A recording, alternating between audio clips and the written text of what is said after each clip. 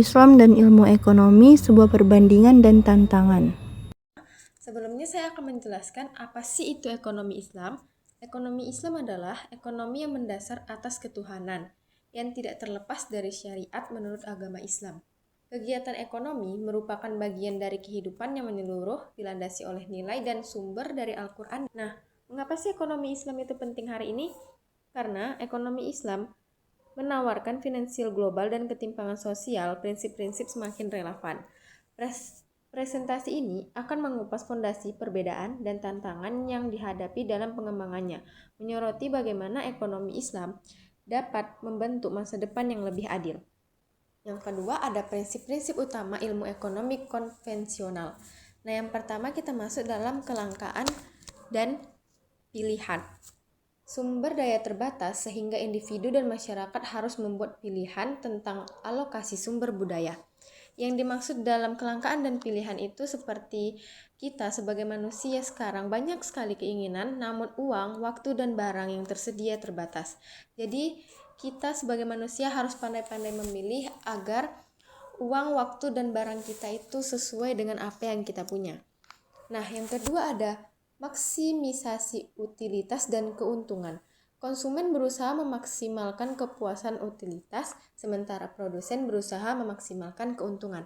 Di sini menjelaskan bahwa penjualan berusaha untung mendapatkan hasil yang besar dan pembeli sebagai utilitas yaitu mendapatkan kepuasan dari barang yang dia beli. Nah, yang ketiga ada harga dan pasar. Harga dan pasar adalah mekanisme harga di pasar bebas dianggap sebagai alokator sumber daya yang paling efisien. Nah, kenapa dibilang efisien? Jadi sederhananya mekanisme pasar itu kayak kompas, memberi arah ke produsen dan konsumen supaya barang tidak diproduksi berlebihan atau kekurangan. Karena itulah dianggap cara yang paling efisien. Nah, yang keempat ada peran pemerintah terbatas. Itu artinya pemerintah tidak terlalu ikut campur banyak dalam kegiatan ekonomi, tapi hanya mengatur hal-hal penting supaya pasar berjalan dengan lancar.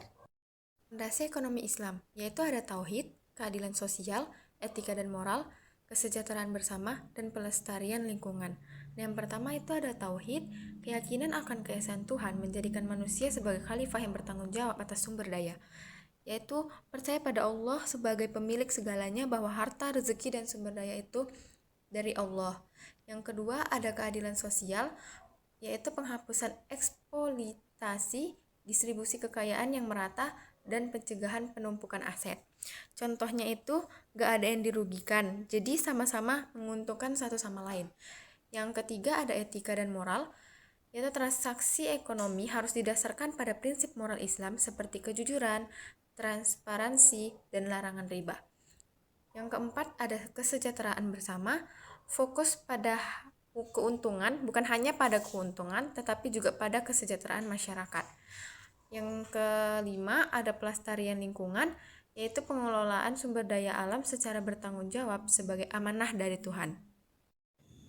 Di sini saya akan menjelaskan pada slide keempat, perbedaan mendasar dari ekonomi Islam dan ekonomi konvensional. Kalau ekonomi Islam, yang pertama, kesejahteraan dunia dan akhirat atau falah, keadilan sosial, dan distribusi kekayaan yang merata. Yang kedua, dilarang keras, diganti dengan sistem bagi hasil atau mudharabah dan musyarakah. Yang ketiga, dibatasi atau dilarang untuk mengurangi ketidakpastian dan eksploitasi.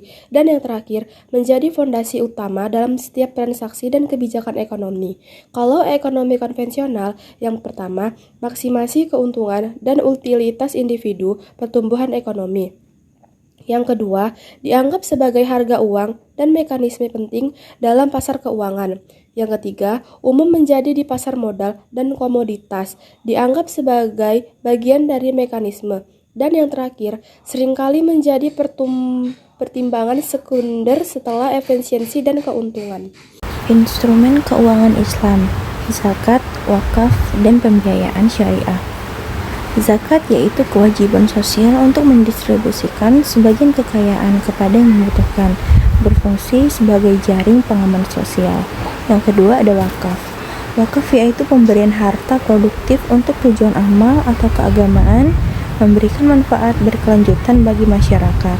Yang terakhir ada pembiayaan syariah. Kontrak keuangan berbasis syariah seperti mudharabah atau bagi hasil, musyarakah atau usaha patungan, dan ijarah atau sewa.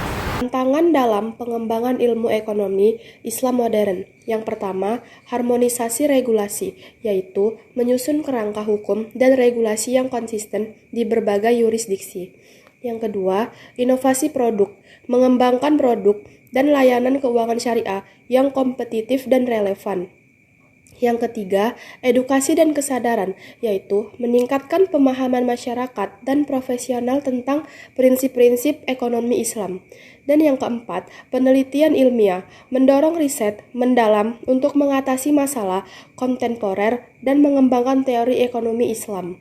Selanjutnya, studi kasus, implementasi ekonomi Islam di berbagai negara. Dari Malaysia yang menjadi pusat keuangan syariah global, Indonesia dengan industri halal yang berkembang pesat, hingga Uni Emirat Arab yang mengadopsi perbankan syariah. Ekonomi Islam menunjukkan potensi implementasi yang luas dan beragam di seluruh dunia. Selanjutnya, kesimpulan dan langkah selanjutnya yaitu membangun masa depan ekonomi yang adil. Ekonomi Islam menawarkan visi yang kuat untuk sistem ekonomi yang lebih adil dan etis. Dengan fondasi tauhid, keadilan, dan moral, ia berusaha menciptakan kesejahteraan bagi seluruh umat manusia. Meskipun tantangan masih ada, pertumbuhan dan inovasi yang berkelanjutan menunjukkan bahwa masa depan ekonomi Islam sangat cerah. Langkah selanjutnya meningkatkan kolaborasi global dalam riset dan pengembangan, mendorong integrasi prinsip-prinsip Islam ke dalam kebijakan ekonomi makro, membangun kapasitas sumber daya manusia yang kompeten di bidang ekonomi syariah, dan mengedukasi masyarakat tentang manfaat dan nilai-nilai ekonomi Islam.